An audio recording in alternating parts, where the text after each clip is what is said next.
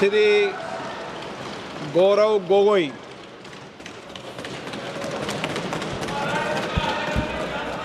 आदरणीय अध्यक्ष महोदय, पहले तो मैं आपका संरक्षण चाहता हूं। जब आदरणीय मंत्री महोदय बोल रहे थे, आपने विपक्ष से किसी को भी पॉइंट ऑफ ऑर्डर उठाने का अवसर नहीं दिया। मंत्री महोदय बिना किसी पॉइंट ऑफ ऑर्डर के बिना उन्होंने अपनी बात रखी।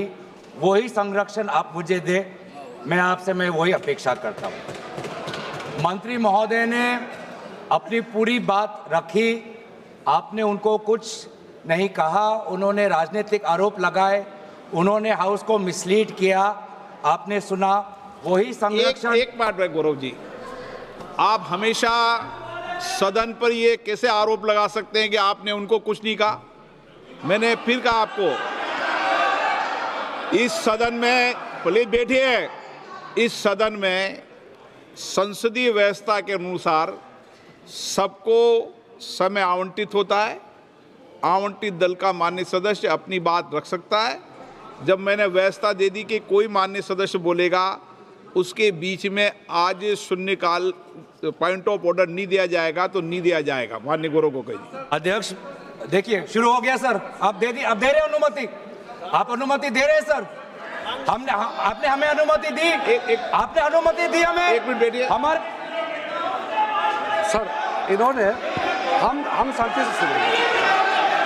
अरे सुनो ना, ये अपना भाषण देने से पहले इन्होंने मिसलीड किया बोला। आप सर, ये कोई तरीका सर? एक मिनट बैठिए। माननीय मंत्री जी, नहीं, एक मिनट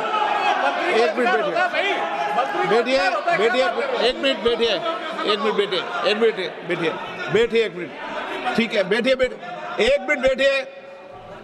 मैंने माननीय मंत्री जी को आपके भाषण के टोकने के लिए अलाउ नहीं किया है। वह आपने तो भाषण शुरू नहीं किया था। नहीं शुरू करने वाले थे, वह दूसरे विषय पर अपनी बात करना चाहते हैं। आपके भाषण को नहीं काट रहे आप। नहीं, आपके भाषण को, वो तो अपनी बात कोई दूसरे विषय पर रखना चाहते हैं। मेरा सर इतना कहना है कि हम लोग शांति से बैठ के सुनेंगे। चर्चा का पूरा टाइम तय हो चुके हैं, हम लोग नोट करेंगे, सबका बात सुनेंगे। मेरा सिर्फ इतना ही अनुरोध है कि जैसे कि माननीय सदस्य कहेंगे कि मैंने मिसलीड किया, तो कौन सा पॉइंट मिसलीड किया वो बता दें। ऐसे आप आरोप ना लगाए, मेरा यही कहना है। आप तर्क बताइए कहाँ मिसलीड हुआ पॉइंट। अध्यक्ष महोदय, जो इन्होंने 2013 यूपीए गवर्नमेंट के संदर्भ में कहा, पूरा का पूरा मिसलीडिंग है, झूठ है। और हम डिमांड करते हैं कि वो ऑथेंटिकेट करें। इसीलिए बार बार इन्होंने आरोप लगाए, बार बार इन्होंने भ्रम फैलाया। आप, इसीलिए हम भी अपनी बात रखेंगे। कृपया आप भी सुनने का धैर्य रखिए। अध्यक्ष महोदय, मेरा भी सौभाग्य है कि पिछले सदन में मैं अयोध्या राम मंदिर पर अपने पार्टी का मैंने अपना व्यू, अपने पक्ष रखा, और आज वक्फ संशोधन 2025 पर अपनी दल का और विपक्ष की तरफ से अपना पक्ष रखा। और अयोध्या राम मंदिर में भी और आज के वक्फ के संशोधन में भी मेरा एक ही मार्गदर्शक है, वो है भारत का संविधान। भारत का संविधान जो कहता है कि हमारा भारत में हर व्यक्ति को सामाजिक, आर्थिक और राजनीतिक न्याय, विचार, अभिव्यक्ति, विश्वास, धर्म और उपासना की स्वतंत्रता, और साथ साथ में यह कहता है कि व्यक्ति की गरिमा और राष्ट्र की अखंडता सुनिश्चित करने वाली बंधुता। ये बिल आज इस संविधान के इस जो मूल जो ढांचा है उस पर आक्रमण है, और इनकी जो पूरा जो भाषण था वो हमारे संविधान के इस मौलिक अधिकार पर, हमारे संघीय ढांचे पर एक आक्रमण था। आज इस सरकार का इस बिल के द्वारा 4 इनके मूल उद्देश्य हैं। पहला मूल उद्देश्य है कि संविधान को कमजोर करना, टू डाइल्यूट द कॉन्स्टिट्यूशन। इनका दूसरा उद्देश्य है भ्रम फैलाना, to defame the minority communities of India. इनका तीसरा उद्देश्य है to divide the Indian society. हमेशा एक हमारे बीच में एक लिटिगेशन चलता रहे, मसला और बढ़ता जाए, ये उनका उद्देश्य है। और चौथा इनका उद्देश्य डाइल्यूट, डिफेम, डिवाइड, और चौथा इनका उद्देश्य है to disenfranchise the minority communities.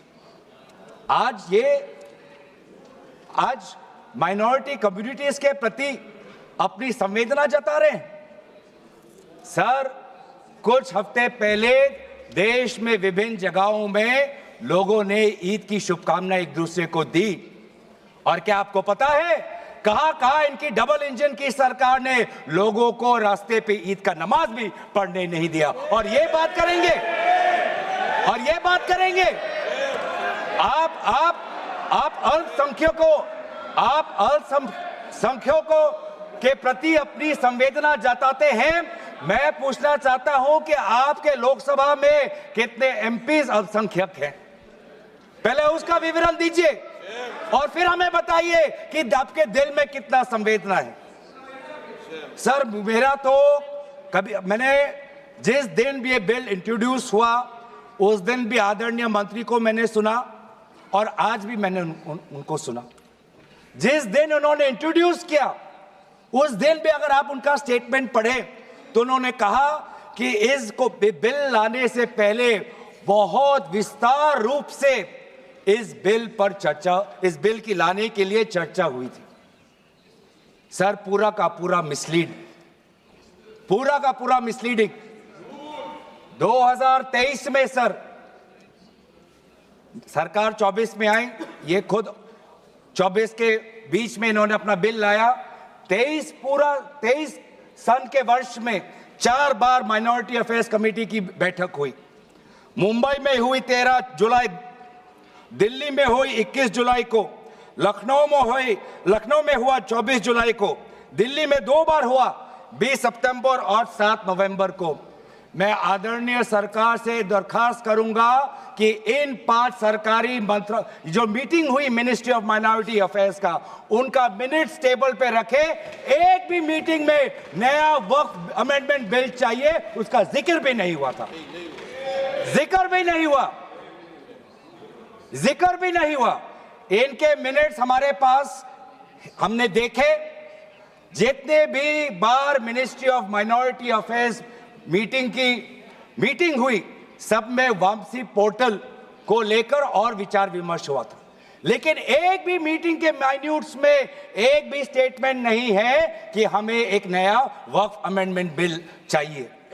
तो मैं तो यही पूछना चाहता हूं कि अगर नवंबर 2023 तक मिनिस्ट्री ऑफ माइनॉरिटी अफेयर्स ने यह वाजे भी नहीं समझा कि नया एक बिल लाने की जरूरत है, मैं तो बस इतना ही पूछना चाहूंगा कि यह bill ministry of minority affairs ने बनाया या किसी और दूसरे विभाग ने बनाया?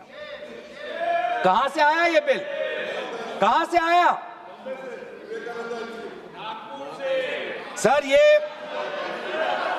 ये बात करते हैं कि ये संविधान के पक्ष में है। किस प्रकार से ये संविधान के विरोध में है, सर, मैं बताना चाहूंगा। आर्टिकल, इसका जो क्लॉज 3RA है और 3R1 है। इसका 3RA क्या है सर? 3RA ये कहता है any person showing or demonstrating that he is practising Islam. देखिए सर, आज देश में अल्पसंख्यकों की ऐसी दशा हो गई कि आज सरकार को अपना धर्म का सर्टिफिकेट देना पड़ेगा। कितने दुख की बात है कि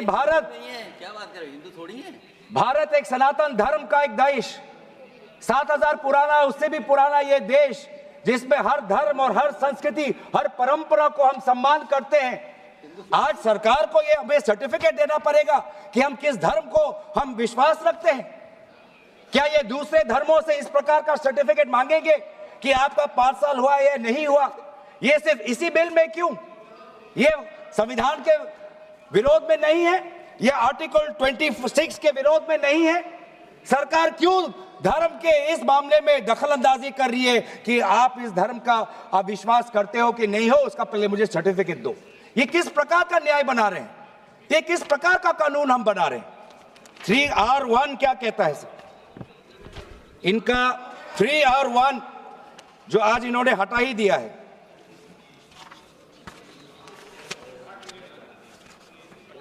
(3R1) कहता है a waqf by user, but such waqf shall not cease to be a waqf by reason only of the user having ceased, irrespective of the period of such cession. ये इसके हटाने की क्या जरूरत थी सर? ये हमारा बार बार विभिन्न जजमेंट के द्वारा ये पूरा वक्फ बाय यूजर और इसके बारे में विभिन्न जजमेंट आए सर। दिस एक जजमेंट पढ़ना चाहूंगा।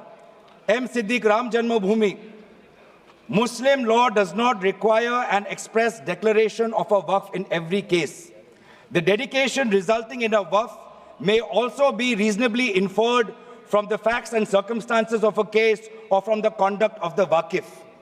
तो ये बार बार ये सब विभिन्न जजमेंट के द्वारा वक्फ और ये जो पूरी इनकी जो परंपरा है, विभिन्न जजमेंट ने ताकत दी और आज यही विभिन्न क्लॉजेस के द्वारा जजमेंट्स को भी और हाईकोर्ट के ताकत को भी ये कमजोर कर रही है। सर पहले वक्फ क्या है ये भी हमें समझना चाहिए। Waqf means the permanent dedication by any person of any movable or immovable property for any purpose recognized by the Muslim law as pious, religious, charitable. Sir आज ये क्या कहना चाहते हैं कि वही व्यक्ति जो प्रैक्टिसिंग इस्लाम कर रहा है 5 साल के लिए वही आ सकता है, जो इनका 3RA है और जो सेक्शन 104 था। आज इन्होंने सेक्शन 104 हटाने के पक्ष में कहा, लेकिन सेक्शन 104 यही कहता है कि कोई भी व्यक्ति वक्फ कर सकता है। तो यही तो हमारा सेक्युलर नेचर है कि कोई भी व्यक्ति अब वक्फ कर सकता है। अब ये जो अधिकार है एक व्यक्ति का, आप उस अधिकार को आप क्यों छीन रहे हो? सिर्फ ऑप्टिक्स सर, इनको बाहर दिखाना है कि हम ये बहुत बड़ा काम कर रहे हैं। क्या इन्होंने कहा कि क्लॉज 9C में ये कहते हैं कि 2 महिला को हम ये इंक्लूजन कर रहे हैं? ये पहले भी था सर। अगर आप 1995 एक्ट पढ़े तो ये पहले भी था, उसमें ये भी था कि 2 से ज्यादा सदस्य महिला हो सकती थी। इन्होंने तो 2 पे ही कैप कर दिया। ये पहले से ही था, ये सिर्फ दिखावा। और इनका 3R4 में जो ये विशेष रूप से विडो, डिवोर्स वुमन और ऑर्फन की बात करते हैं, ये पहले भी था सर। ये पहले भी जो 3R है जिसमें वेलफेयर की उल्लेख है, उस वेलफेयर एंड अदर पर्पसेस में window, divorce woman and orphan पहले से ही उसमें समा जाता है। लेकिन इनको भ्रम फैलाना है, इनको भ्रम फैलाना है कि वर्तमान का जो एक्ट है वो महिलाओं के खिलाफ है। इनको भ्रम फैलाना है कि वर्तमान में महिलाओं को कोई भूमिका नहीं मिलती, ये इनका काम है। लेकिन कानून में सर पहले से ही ये सारे प्रावधान है, वो चाहे किसी विधवा का संरक्षण हो या महिलाओं को और समर्थन देना हो। सर रिफॉर्म की बात करते हैं सर, इनका क्लॉज 33 में जो रेवेन्यू आना चाहिए वो रेवेन्यू उन्होंने घटा दिया। पहले 7% का एक रेवेन्यू फॉर वक्फ बोर्ड आता था, आज इन्होंने 5% कर दिया, गिरा दिया। क्यों गिराया? क्या आप नहीं चाहते कि वक्फ बोर्ड और अच्छी तरीके से चले? आप नहीं चाहते कि उसमें नई टेक्नोलॉजी आए? अगर कहीं खामियां हुई भी है, माना कि कोई भी कानून इस देश का, कोई भी कानून परफेक्ट नहीं है, कोई भी कानून परफेक्ट नहीं है, माना कहीं कहीं प्रदेशों में खामियां हैं, वो चाहे केरल में हो, आंध्रा में हो, कर्नाटक में हो, पंजाब में हो, दिल्ली में हो। लेकिन सर आप चाहते हैं कि वो वक्फ बोर्ड, वक्फ ट्राइब्यूनल और अच्छी तरीके से चले, और ये चाहते हैं कि वक्फ बोर्ड वो और कमजोर हो, और इसीलिए जो रेवेन्यू वाला क्लॉज है 7% से 5% इन्होंने घटा दिया। मेरा सुझाव, हमारे तरफ से ये सुझाव है कि 7% से 5% घटाने के बजाय आप 7% से 11% और इस रेवेन्यू को और इंक्रीज करिए। आज ये बात करते हैं कि ये रिफॉर्म्स ला रहे हैं। क्लॉज 26 पढ़िए sir, section 52A, section 52 clause 26। Clause 26 में क्या लिखा है? In section 52A of the Principal Act, in subsection 1, for the words rigorous imprisonment, the words imprisonment shall be substituted. Dilute कर रहे हैं सर। पेरेंट एक्ट बोलता था कि रिगरस इम्प्रिजनमेंट हो, और अगर आप बार बार ये कह रहे हैं कि फलाना हो रहा है, धमकाना हो रहा है, तो आप इसको क्लॉज को क्यों कमजोर कर रहे हैं? सिर्फ भ्रम फैलाना है सर। मंशा इनकी कहीं और है। मंशा सर, मैं भी एक टिप्पणी देना चाहूंगा कि आज ये एक विशेष समाज के जमीन पर इनकी नजर है, कल समाज के दूसरे अल्पसंख्यकों के जमीन पर इनकी नजर जाएगी। आज ये बिल सिर्फ एक विशेष समुदाय के जमीन पर इनकी नजर है, कल दूसरे समुदायों के जमीन पर इनकी नजर जाएगी। बार बार ये बिल सर, इतना संशोधन की जरूरत है। ये मैं नहीं कहता कि संशोधन की जरूरत नहीं है। मंत्री महोदय ने बार बार इसका जिक्र किया कि ये बिल कितने बार इसका संशोधन हुआ। इसकी शुरुआत आप जहां से भी पकड़े, आप 1810, 1817, उसके बाद 1954, 1984, 1995, सच्चर कमेटी, रहमान कमेटी 2003। संशोधन चाहिए सर। मैं नहीं कहता कि हम संशोधन के विपक्ष में नहीं है, लेकिन संशोधन इस प्रकार का हो जिससे बिल का रूपायन, जिससे बिल और ताकतवर बने। और इन्होंने ऐसे संशोधन लाए हैं जिससे बिल से इस देश में और यहां पे समस्या बढ़ेगी, और मसले बढ़ेंगे, और लिटिगेशन होगा। सर ये इनका क्लॉज 40A पढ़िए सर। इनका clause 40A, section 107, on and from the commencement of the Waqf Amendment Act 2025, the Limitation Act 1963 shall apply to any proceedings. Sir इससे पहले आप जितने बार भी आप इतिहास में जाए, हर बार, क्योंकि ये वक्फ, ये जो प्रक्रिया है, जब से हमारे देश में इस्लाम आया तब से ये प्रक्रिया चल रही है। बहुत से ऐसे कब्रिस्तान हैं जहां पे कोई पेपर्स नहीं है, कागज नहीं है, लेकिन जजमेंट है, जजमेंट इनके पक्ष में है। और आज बार बार हमने कहा है कि लिमिटेशन एक्ट इसको बढ़ाया जाए, क्योंकि ये प्रैक्टिकल एक समस्या है। लेकिन आज ये नहीं चाहते। क्यों?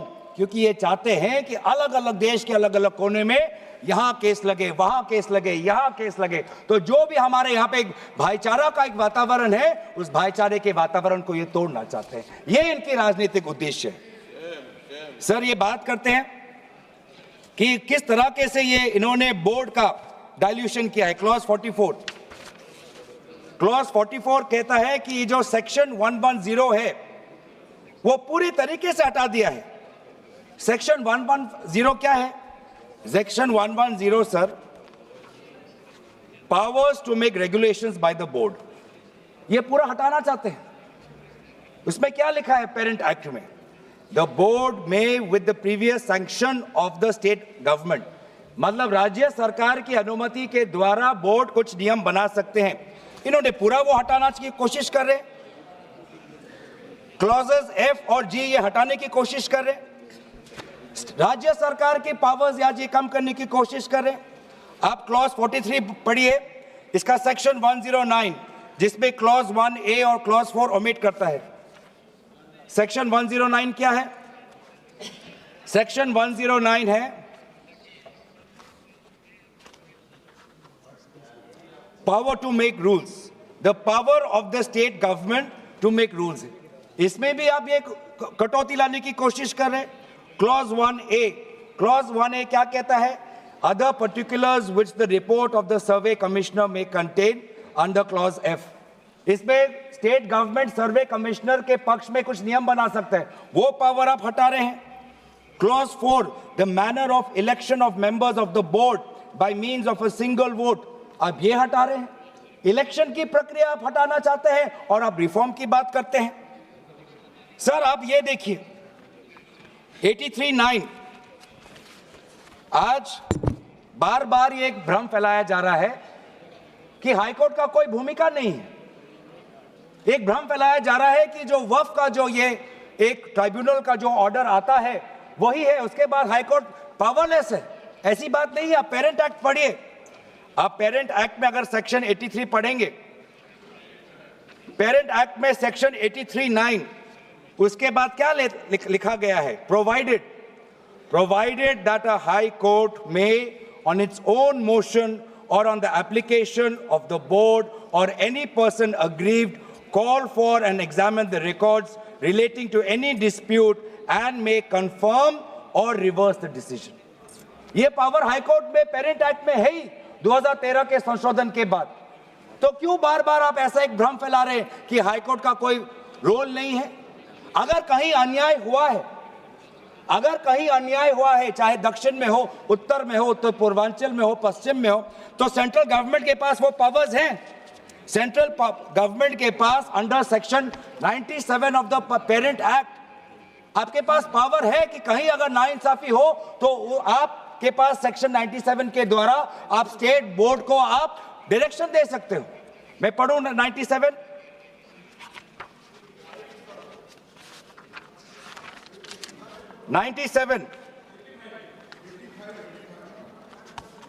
Directions 96 for the power of the central government to regulate secular activities of OCUF. Powers 97 directions by state government subject to any directions issued by the central government under section 96. The state government from time to time give to the board such general or specific directions as the state government thinks fit. मैं जानना चाहूंगा, आपके बहुत जगह आपकी double engine की सरकार है, बहुत जगह आपकी डबल इंजन की सरकार है, कहीं कहीं आपकी सहयोगी दल की भी सरकार है। आपने पिछले 10 साल में कितने बार इस सेक्शन 97 का आपने इसका इस्तेमाल किया? कहीं भी आप अगर नाइंसाफी हुआ तो कितने बार आपने सेक्शन 97 का आपने इस्तेमाल किया? उसका बोलिए, फिर जाके बोलिए कि ये जो पेरेंट एक्ट है ये कमजोर एक्ट है। पूरी ताकत दी हुई है, अगर कहीं गलती हुई है, कहीं सुधारना है, हमारी संवेदना है, वो चाहे केरला में मवम की बात हो, संवेदना है हमारी, पर आपके पास भी वो ताकत है। आपने कितने बार इस ताकत को आजमाया? सर आज आप देखिए कितनी दुख की बात है। सेक्शन 64 क्लॉज 29 64 ये एक्ट सर क्या लिखा है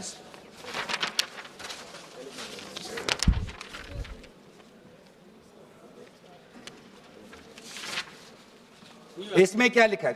न्यू एक्ट में section clause number 29L, clause number 29L में लिखा है कि अगर is a member of any association which has been declared unlawful under the Unlawful Activities Prevention Act 1967, यूआपा आपने लाए, ठीक है, आप कहीं रिगरस प्रेजेंटमेंट को उसको सिंप्लीफाई करके प्रेजेंटमेंट लाना चाहते हैं और कहीं आप यूआपा का संशोधन लाना चाहते हैं, आपका हक है। आप बस हमें इतना बताएं कि और कौन से स्टेट बोर्ड या और कौन से धार्मिक बोर्ड में आपने ये यूआपा का प्रोविजन आप लाने वाले हैं, या सिर्फ ये इसी बिल में है, या सिर्फ इसी बिल में है, या दूसरे में भी जो चैरिटेबल एक्ट्स हैं विभिन्न धर्मों के, विभिन्न स्टेट्स के, क्या उसमें भी यूआपा एक्ट आएगा या सिर्फ इसमें? क्या संदेश देना चाहते हैं? किस कौम को आप भ्रमित करना चाहते हैं?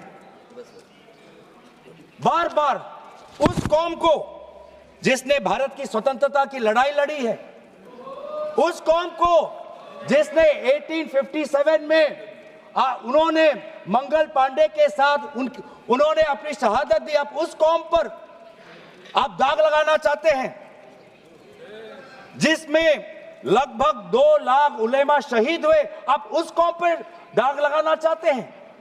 जिन्होंने भारत छोड़ो आंदोलन में हमारा साथ दिया, अब उस कौम पर आप दाग लगाना चाहते हैं। जिन्होंने 6 अप्रैल 1930 में दांडी मार्च का सपोर्ट किया, अब उस कौम पर आप दाग लगाना चाहते हैं। जिन्होंने 1926 में ब्रिटिश के डिवाइड एंड रूल को खंडन किया, अब उस कौम पर आप दाग लगाना चाहते हैं।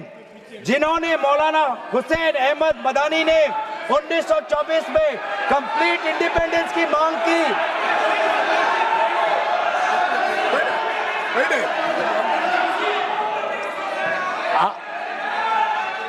जब आप लोग भारत छोड़ो आंदोलन का समर्थन नहीं कर रहे थे, उस कौम ने भारत छोड़ो आंदोलन का समर्थन किया। जब आप लोग अंग्रेजों को मर्सी पिटीशन लिख रहे थे, वो माल्टा में 3 साल और इजिप्ट में उन्होंने शहादत दी। आप किस कौम पर दाग लगाना चाहते हो? जिन्होंने 1924 में जिन्ना के 2 नेशन की थियरी को पूरी तरीके से नकारा, आप उस कौम पर लगा रहे हो। सर यही है इनका डिवाइड एंड रूल, यही है इनका डिवाइड एंड रूल। बहुत लोग पूछते हैं सर हमारा राष्ट्रवाद क्या है? सर हमारा राष्ट्रवाद, nationalism for us is being United in our shared love for our Bharat Mata and the mutual respect for her culture, language, dress, food and religion. It is the love for our national flag, the Tiringa, जिसकी सम्मान आपने नहीं की थी. It is the sacrifice of the Indian freedom movement, जिसमें आपने भाग नहीं लिया. It is our thirst for knowledge to seek excellence with limited resources, to be creative, to have the courage, to acknowledge the injustice of the past and have the wisdom to build new bridges. ये है हमारा राष्ट्रवाद और ये राष्ट्रवाद आज हमारे संविधान में उल्लेखित है. तो सर बार बार ये सरकार कहती है ये माइनॉरिटीज के पक्ष में है, लेकिन जब अमेरिका से माइनॉरिटी कमीशन का रिपोर्ट आता है कि माइनॉरिटीज के साथ नाइंसाफी होती है तो इनको दुख होता है. जब यूएस का रिलीजियस कमीशन का रिपोर्ट आता है तब इनको दुख होता है. सर बार बार ये जो ऑप्टिक्स की बात कर रहे हैं, ये क्लॉज 42 सेक्शन 108A इन्होंने डिलीट कर दिया है. ये कहते हैं कि कैसे ओवरराइडिंग प्रिंसिपल कैसे आ सकता है. मंत्री महोदय को ओवरराइडिंग प्रिंसिपल से आपत्ति है. पहले सबके लिए सेक्शन 108 क्या है पढ़ लेते हैं. आपके लिए भी है, हम तो जेपीसी में थे.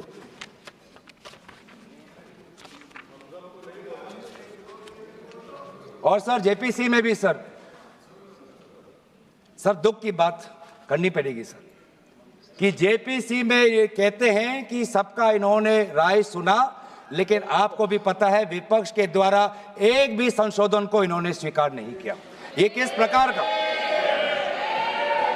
हमने भी बहुत से जेपीसी देखे हैं सर, ऐसा जेपीसी नहीं देखा जहां पर क्लॉज बाय क्लॉज डिस्कशन भी नहीं हुआ सर.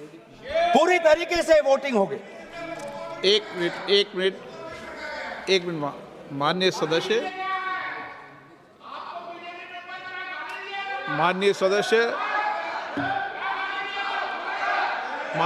इतना ध्यान रखें कि जेपीसी भी संसद का भाग होती है, इसलिए उसका भी ध्यान रखें.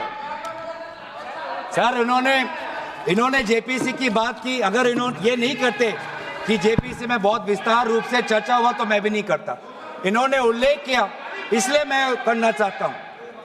इन्होंने उल्लेख किया कि बहुत से लोग आए जेपीसी में. सर ऐसे भी लोग आए जिनको वक्फ को लेकर उनका कोई जानकारी भी नहीं थी, कोई जानकारी नहीं थी सर. ऐसे भी आए सर. जेपीसी के मुद्दे हम बार बार हमने स्पीकर को चिट्ठी के द्वारा अवगत किया है, इसलिए हम उठा रहे हैं सर. इसमें 108A ये हटाना चाहते हैं जिसमें power to have overriding effect. लेकिन ये जो प्रिंसिपल है ओवरराइडिंग का सर, ये आज भी विभिन्न स्टेट एक्ट्स में ये है. तेलंगाना के एक्ट में आज भी ओवरराइडिंग प्रिंसिपल है. तमिलनाडु के एक्ट में आज भी ये ओवरराइडिंग प्रिंसिपल है. आज भी आरटीआई एक्ट में इंफॉर्मेशन टेक्नोलॉजी एक्ट में 2000 में नालसा जैसे यूनिवर्सिटी में ये ओवरराइडिंग प्रिंसिपल है।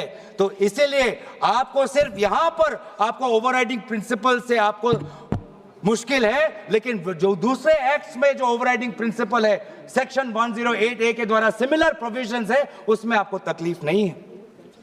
सर मैं भी अपने जैसे इन्होंने हमारे कुछ दोस्तों को सलाह दी, मैं भी इनके कुछ दोस्तों को सलाह देना चाहता हूं। सर क्लॉज 40A सेक्शन 107 जो लिमिटेशन एक्ट जो हटाया गया है, सर आंध्र प्रदेश के एक्ट में ये लिमिटेशन एक्ट ऐसा ही एक लॉ है जैसे पेरेंट एक्ट में है। तो मैं भी इनके आंध्र प्रदेश के सदस्यों को मैं कहना चाहता हूं कि जो प्रोविजन आपके आंध्र प्रदेश के एक्ट में है, आज वैसे प्रोविजन ये सरकार हटाने वाली है। आपको भी बाद में आंध्र प्रदेश में अपनी जनता को उत्तर देना पड़ेगा। तेलंगाना और तमिलनाडु में हमने बात रखी है सर, तो मैं बार बार मैं कहना चाहूंगा सर, हमें संशोधन से कोई हमें परे नहीं है, लेकिन संशोधन ऐसा हो जो हमें मदद करे। आज डिजिटाइजेशन की बात करते हैं। आज से 15 वर्ष पहले वामिस एक डिजिटल पोर्टल हमने खोल दिया है। अब ये देखिए सर सरकार की कैसी ये इनकी काम है। डिजिटाइजेशन फिलहाल अभी चल रहा है, डिजिटाइजेशन हो रहा है, पर माना कि डिजिटाइजेशन वामिस में कुछ खामियां हैं, उसको वामसी में, तो आप उसको ठीक करिए। आप 10 साल से क्या कर रहे थे? आप 10 साल से आप वामसी क्यों ठीक नहीं कर पा रहे? आप वो काम तो नहीं कर पा रहे, अब आप एक दूसरा नियम बना रहे हैं कि दोबारा आप एक नए पोर्टल पे अपने रिकॉर्ड्स आप अपलोड करिए। सर कितने बार हम इस सरकार को अपना कागज दिखाएं? वामसी का अगर इनका काम अधूरा है तो उसको ये काम संपूर्ण करे। अब लेकिन नहीं, इनका काम उद्देश्य यही है कि देश में मसला और बढ़े, और इसलिए आज इस बिल के विरोध में है। ये बिल हमारे देश की अखंडता, ये बिल हमारे संवैधानिक मूल्य, ये देश हमारे अल्पसंख्यकों की सम्मान, ये देश हमारे अमन शांति और सदन और जेपीसी में जिस प्रकार से विचार होना चाहिए था उस सब के विरोध में है। और इसलिए आज पूरा इंडिया अलायंस आज इस बिल के विपक्ष में खड़ा हुआ है। और यही बात कहते हुए मैं अपनी वाणी को समाप्त देता हूं। धन्यवाद, शुक्रिया। श्री रविशंकर प्रसाद।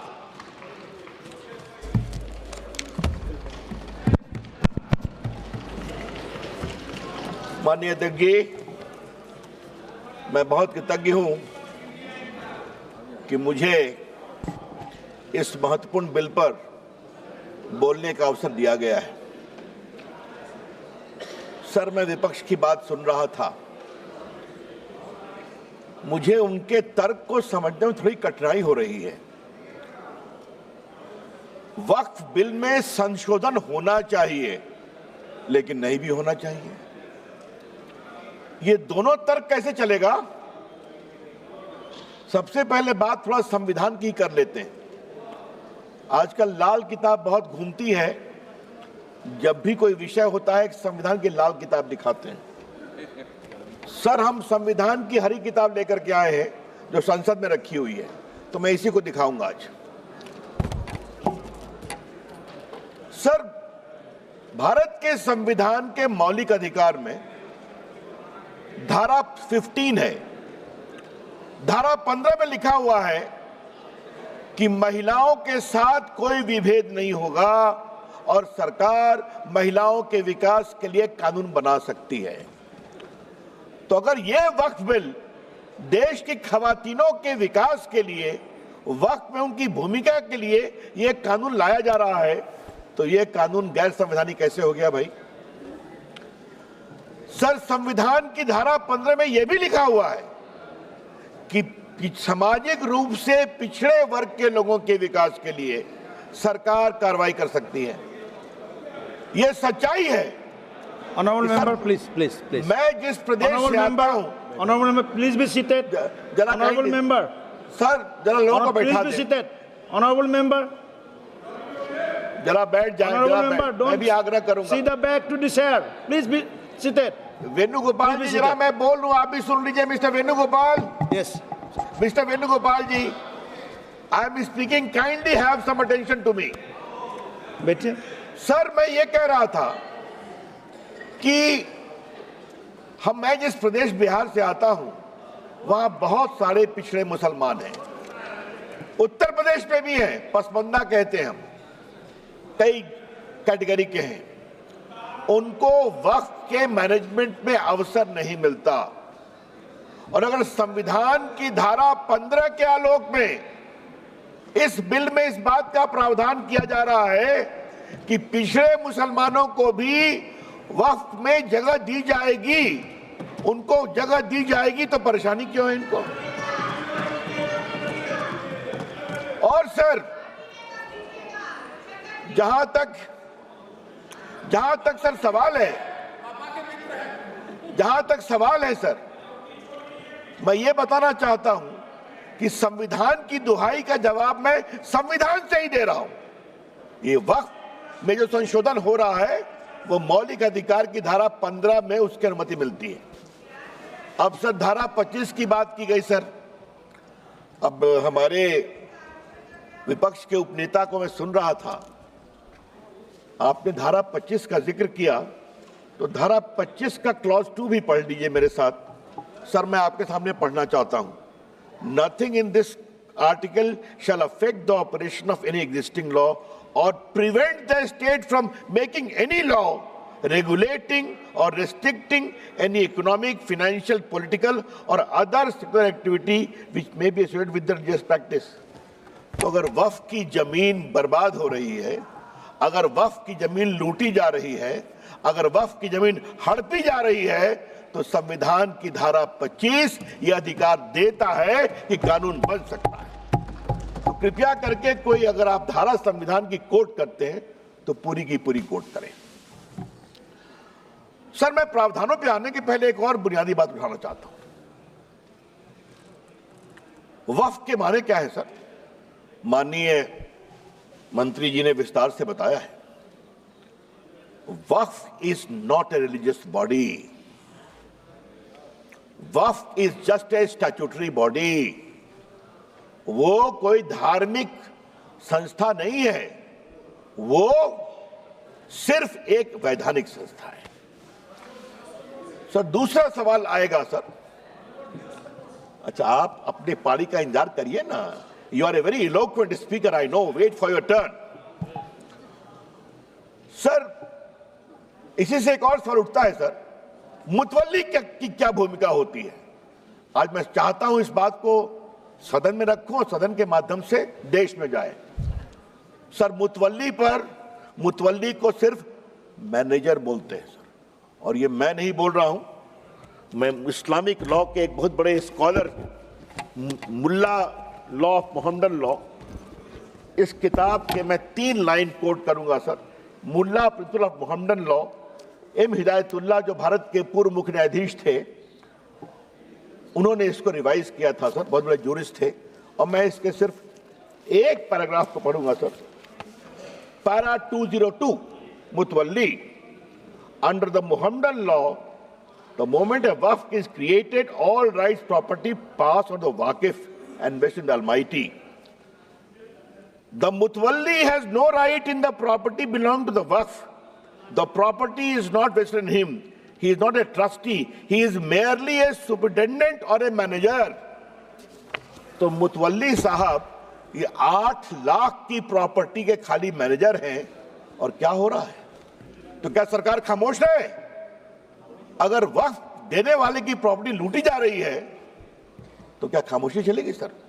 ये तो नहीं चलेगी। सर कुछ और मैं बुनियादी सवाल उठाना चाहता हूं सर इस बहस में, जो उठना चाहिए। ये 8 लाख संपत्ति है, इसमें कब्रिस्तान भी होंगे, इसमें मस्जिद भी होगी सर।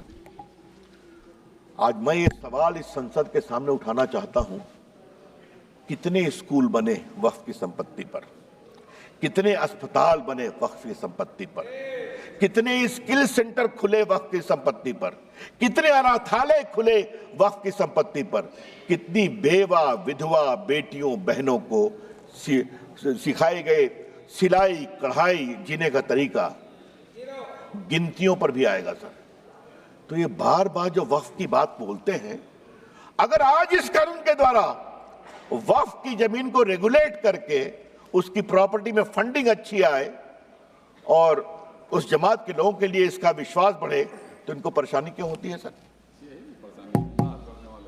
सर, इस परेशानी की मैं वजह समझता हूं सर, और अब मैं इस परेशानी की वजह पर आ रहा हूं सर। दिल से तो कहते हैं कि हम चाहते हैं संशोधन हो,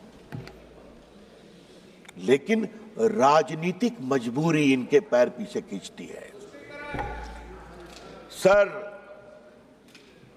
बहुत सालों से राग वही है, सुर वही है, तीखापन वही है, भाषा वही है। और मैं 3 उदाहरण देना चाहता हूं सर। याद करिए, शाहबानों के केस में जब सुप्रीम कोर्ट ने एक निर्णय दिया कि साहबानो एक डिजर्टेड वाइफ थी, उनको कुछ 100 रुपये मिले, तो सुप्रीम कोर्ट के फैसले पर हो हल्ला किया गया। यही लोग हैं। और सर, उस समय राजीव गांधी इस देश के प्रधानमंत्री थे, 400 का बहुमत था, मात्र एक बेवा मुस्लिम 75 साल की महिला को कुछ 100 रुपये दिए गए, क्या हंगामा खड़ा कर दिया गया। और सर, आज जब मैं शाहबानों पर बात कर रहा हूं सर, तो मुझे अपने दोस्त आरिफ मोहम्मद खान के बारे में कुछ बोलना है सर। वो आपकी सरकार में मंत्री थे, उनका 2 दिन ऐतिहासिक भाषण हुआ था इसी सदन में कि सुप्रीम कोर्ट का फैसला अच्छा है। एकाएक हंगामा गया, राजीव गांधी हिल गए, डोल गए, कहे तुम वापिस हो जाओ, हम कानून ला रहे हैं सुप्रीम कोर्ट के निर्णय को उलटने के लिए। ये भी हमने देखा है ना सर। शाहबानों के बाद यात्रा आती है साराबानों तक सर, 3 तलाक पर। 3 तलाक को लेकर सर इतनी परेशानी थी, मुस्लिम महिलाएं गई थी कोर्ट में। और सर, मैं हाउस में आज कहना चाहता हूं, 2 साल तक इनकी सरकार ने सुप्रीम कोर्ट में जवाब नहीं फाइल किया, ताकि मामला लटकता रहे। और आज सर, मैं बड़े गर्व के साथ कहता हूं कि जब 14 में सरकार आई, तो मैं माननीय प्रधानमंत्री जी ने मुझे कानून मंत्री बनाया था, तो फाइल आई कि सर का जवाब फाइल करना है, सुप्रीम कोर्ट डांट लगा रहा है। तो मैं गया प्रधानमंत्री जी के पास, तो उन्होंने कहा जाओ कोर्ट के अंदर और कोर्ट के बाहर खड़े हो जाओ कि नरेंद्र मोदी की सरकार 3 तलाक की पीड़ित महिलाओं का खड़ी है। सर, आज मैं all India Muslim personal law के बारे में कुछ कहना चाहता हूं, बोर्ड के बारे में। सुप्रीम कोर्ट में जब 3 तलाक के मामले की सुनवाई चल रही थी, तो all India Muslim personal law board ने कहा कि आप फैसला मत करिए, हम एक निकाहनामा बनाएंगे और पूरे देश में घुमाएंगे कि निकाह करते समय 3 तलाक नहीं दोगे, ये शर्त रखोगे। सर, याद करिए, कानून बना, इसी all India Muslim personal law board ने पूरे देश में 3 तलाक के खिलाफ एक बहुत बड़ा आंदोलन करने का, उकसाने का काम किया। ये भी, और ये लोग सब लोग खड़े हो गए, सब लोग खड़े हो गए। सर, तीसरा मामला, धारा 370 की समाप्ति का, यही बिल आया था ना सर। माननीय गृह मंत्री बैठे हैं ना, हिम्मत दिखाई थी ना, सब लोग एक थे ना। देश टूट जाएगा, देश में आग लग जाएगी। आज 370 समाप्त हो गया। आज कश्मीर का विकास हो रहा है, जम्मू का विकास हो रहा है, पूंजी निवेश हो रहा है। और सर, याद करिए, अभी जो चुनाव हुआ है, एक भी बूथ पर रिपोल नहीं हुआ जो उमर अब्दुल्ला की सरकार बनी है। जहां पाकिस्तानी झंडे लहराते थे, आज वहां लाल चौक में तिरंगा लहराता है और भारत माता की जय बोलते हैं। सर, ये बात मैं क्यों बोल रहा हूं? सर, ये बात मैं क्यों कह रहा हूं सर? मैंने 86 से 20 तक की कहानी बताई। स्वर वही है, सुर वही है, तलखी वही है, चाहे संशोधन लाओ वक्फ में, चाहे लाओ 370 में। तो हम ये भी कहना चाहते हैं कि अब ये नहीं चलेगा, और बड़ी जिम्मेदारी से कहना चाहता हूं सर, एक सवाल उठाने की इच्छा होती है, वोट बैंक के लिए देश कहां तक जाएगा? क्यों जाना चाहिए? सर आप याद करिए, मैं कहना चाहता हूं सीए पर क्या क्या तूफान खड़ा किया गया। आप जो बाहर से हिंदू थे, सिख थे, क्रिश्चियन थे, उनको भारत लाया गया, उसका कोई असर हिंदुस्तान के मुसलमानों पर नहीं था, फिर भी तूफान खड़ा किया गया। और आज फिर खड़ा करने की कोशिश की जा रही है सर। अच्छा जरा आप शांत रहिए। अरे धर्मेंद्र जी कभी तो हमको सुन लिया कीजिए, अखिलेश जी सुनते हैं, आप नहीं सुनते, यही समस्या है। सुनिए सर, इससे जुड़ा एक और बड़ा सवाल है सर, और वो सवाल मैं उठाना चाहता हूं। मुस्लिम जमात इस देश के लोग हैं, जितना हिंदुओं का उतना आपका है, कोई शक नहीं है, लेकिन मुस्लिम जमात के आदर्श कौन होंगे? क्या मुस्लिम जमात के आदर्श वोटों की दलाली करने वाले, सौदागरी करने वाले होंगे? अगर ये है तो ये देश को स्वीकार नहीं होगा।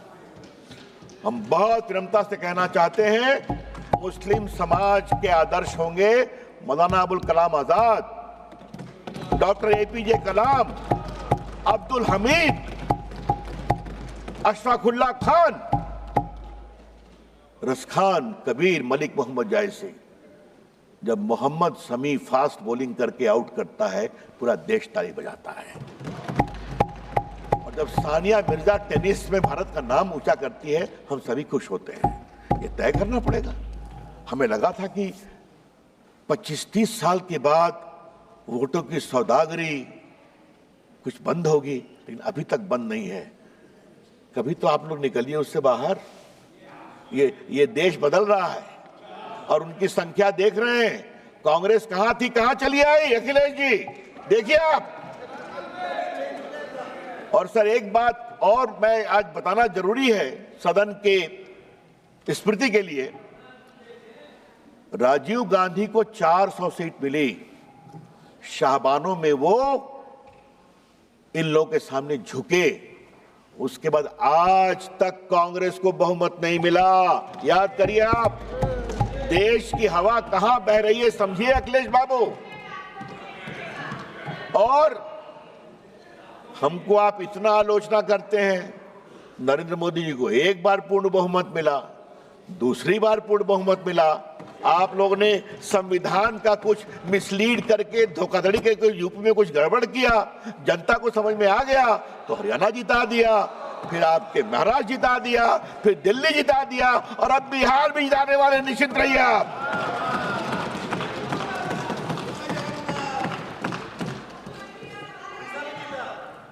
वो तो पहले जीत गए थे। सर मैं आपसे आज इस बहस के क्रम में कुछ और बड़ी बातें कहने की जरूरत है सर। ये जो 13 का कानून, सर बार बार कहा जा रहा है कि अच्छा लगा मुझे उपनेता ने, कांग्रेस ने कुछ कहा कि बदलाव पहले भी हुए हैं। सर आपकी जानकारी के लिए, अगर देखें आप, आजादी के बाद 54 में एक्ट आया, 59 में बदलाव हुआ, 64 में बदलाव हुआ, 69 में हुआ, 84 में बदलाव हुआ, फिर 95 में आया। और सर ये रिकॉर्डेड है, अगर आप निर्देश देंगे तो हम प्रस्तुत करेंगे। ये सारा कुछ बदलाव कुछ जमातों के दबाव में आया। और सर 95 कब आया? जब राम जन्मभूमि का आंदोलन चल रहा था। हाँ, तो इन लोगों ने कहा ठीक है हमारे वक्फ में बदलाव करो। और 13 कब आया? जब इनके हारने का रास्ता खुल रहा था। सर जब आप इस तरह से कानून में बदलाव करते हैं तो आपकी मंशा अक़लियत की सेवा करना नहीं है, आपकी मंशा अपने वोट का इजाफा करने की है। फिर भी आप हार जाते हैं, तो फिर भी नहीं समझते। सर अब मैं इसकी आवाज मैं सुन रहा हूं, अपने प्रदेश की है क्या आप? चलिए, आपके मित्र के बेटी आपके मित्र की बेटी। सर अब मैं कुछ संपत्ति पर आता हूं। ये 8 लाख संपत्ति है, दुनिया की सबसे बड़ी संपत्ति है सर। और सर मुतवल्ली उसको मैनेज करता है। मैंने दिखा दिया, वो मैनेजर है। मैनेजर की अकाउंटेबिलिटी होती है कि नहीं? और सर मैं पटना साहिब का सांसद हूं सर। हमारे क्षेत्र में गर्दनी बाग में सर एक सरकारी जमीन पर तालाब है जहां लोग छठ में अर्घ देते हैं सर।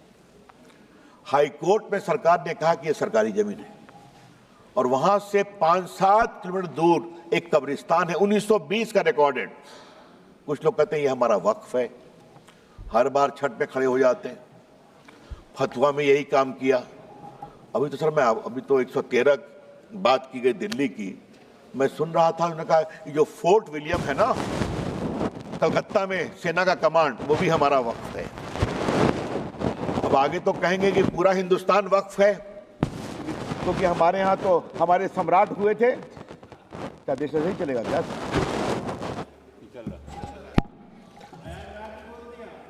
अरे प्रयागराज में बोला, भोपाल में बोला, कहां नहीं बोला, मुंबई में बोला, जहां चले जाइए। सर ये देश ऐसे नहीं चलेगा। और मैं माननीय मंत्री से आग्रह करूंगा, एक बार सदन को विस्तार से बताएं जिस तरह से वक्फ का दावा किया गया, उसका दावा करने वाले कौन थे। और थोड़ा गहराई में जाएंगे, हम लोग भी देश घूमते हैं, तो मैनेजर साहब की बिल्डर से साठगांठ हो गई और वहां पर बिल्डिंग खड़ी हो जाती है। ये सच्चाई नहीं है क्या? वक्फ इसके लिए नहीं होता है। इसलिए ये पूरा बदलाव सर जरूरी है सर। सर मैं एक बात और कहना चाहता हूं इस कानून के संदर्भ में, लेकिन उसके पहले सर हम एक बिहार के बड़े वरिष्ठ नेता को भी कोट करना चाहेंगे।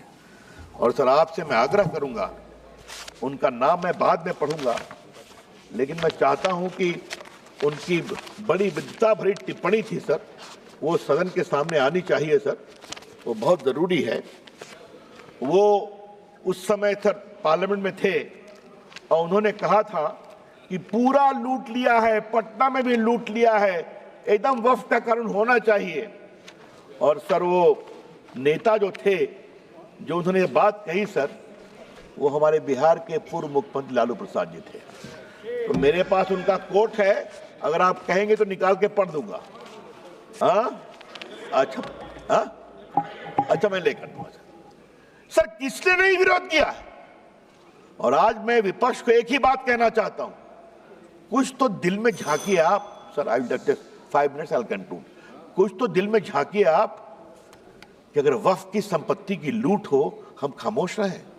इसको सख्त करना बहुत जरूरी है सर। एक बात उन्होंने बार बार कही कि पहले हाईकोर्ट को भी पावर था।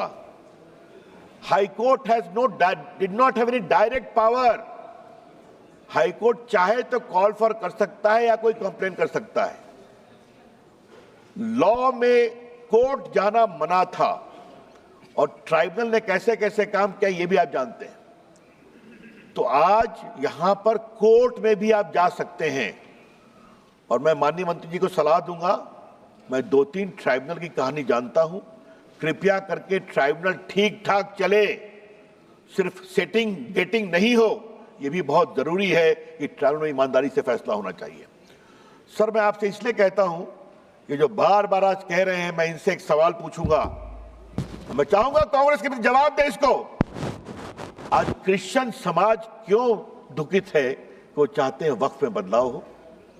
पूरे भारत के क्रिश्चियन समाज, केरला के क्रिश्चियन समाज, the Christian community and the churches are very very disturbed by the encroachment of their property under the garb of waqf. तो उनको लगता है बदलाव जरूरी है। अखिलेश जी आपको भी कभी सोचना ही पड़ेगा, कभी आपको भी सोचना ही पड़ेगा। हाँ? जिस तरह चल रहा है, उत्तर प्रदेश में भी बहुत से क्रिश्चियंस हैं आपके लखनऊ के आसपास, मालूम है ना आपको? अच्छा चलिए सर, 2-3 बिंदु बस देके अपनी मैं बात समाप्त करूंगा सर। नंबर 1, आप इस बिल का विरोध करते हैं तो क्यों करते हैं? इसका जवाब नहीं दे रहे। और मैं चाहूंगा सब लोग मेरी बात पर जवाब दें कि आपको इस बिल से क्या परेशानी है। नंबर 2, क्या आप चाहते हैं कि वक्फ की प्रॉपर्टी हड़पने, लूटने, दलाली, बिचौलियों के बीच में रहे या गरीबों के लिए काम में आए? पसमंदा मुसलमानों के काम में आए, बेटियों के लिए काम में आए, ये उसके लिए रास्ता खोलता है। और सर तीसरी बात, इस बिल में बड़े बड़े नामी गिरामी मेंबरान पार्लियामेंट, जूरिस्ट, रिटायर्ड जजेस, महिलाएं, सिविल सोसाइटी सब आके देखने वाली हैं, तो आपको शर्मिंदगी किस बात की है? सर एक बात मैं विनम्रता से कहूं, परेशानी किस बात की है? मैनेजर साहब के ऊपर कंट्रोल नहीं होना चाहिए, मुतवल्ली के ऊपर कंट्रोल नहीं होना चाहिए। तो ये नरेंद्र मोदी जी की सरकार है। इसी all India personal law board ने क्या कहा अभी, जब आपके इफ्तार में नहीं जाएंगे, मैं नाम नहीं लूंगा, संजय जायसवाल समझ रहे हैं मैं क्या कहना चाह रहा हूं, कहा था इन लोगों ने क्या इफ्तार में नहीं जाएंगे, आपको बुलाएंगे भी नहीं। तो मैं उनसे बड़ी विनम्रता से कहूंगा, आपके वो दिन लट गए जब आप वीटो लगाते थे। ये नरेंद्र मोदी जी की सरकार है, विकास के लिए हर काम करेगी। और बस सर एक अंतिम बात कह के अपनी बात समाप्त कर रहा हूं, बस एक पॉइंट, हमारे ऊपर इन्होंने बहुत आरोप लगाया, एक लगाते हारते जा रहे हैं, फिर भी भाषा वही है। लेकिन सर मैं एक बात कहूं, अगर नरेंद्र मोदी की सरकार कहती है सबका साथ, सबका विकास, सबका प्रयास, तो ये बात को हमें गर्व है। अगर गैस दिया तो क्या हिंदू मुसलमान में कोई फर्क किया? अगर शौचालय बनाया तो कहा हिंदू मुसलमान में फर्क करना है? अगर सड़कें बनी तो क्या ये कहा कि मुस्लिम गांव से सड़क नहीं जाएगी? वोट दो या न दो, हम जब सत्ता में हैं तो पूरे हिंदुस्तान को एक नजर से देखेंगे। सर जिस प्रदेश से हम आते हैं, जहां से गिरिराज जी भी आते हैं, वहां एक बहुत बड़ा चलता है मामला सर, इनने सड़क मत बना ही, यहाँ वोट ना मिल रही है ना, ये हम नहीं करते। हम सबको एक नजर देखते हैं, वोट दो या न दो। इसलिए कभी कभी आप कुछ तो हमसे सीखिए, ये देश के हित में है सर। मैं मोदी जी का अभिनंदन करता हूं, मंत्री जी का अभिनंदन करता हूं, गृह मंत्री जी का अभिनंदन करता हूं।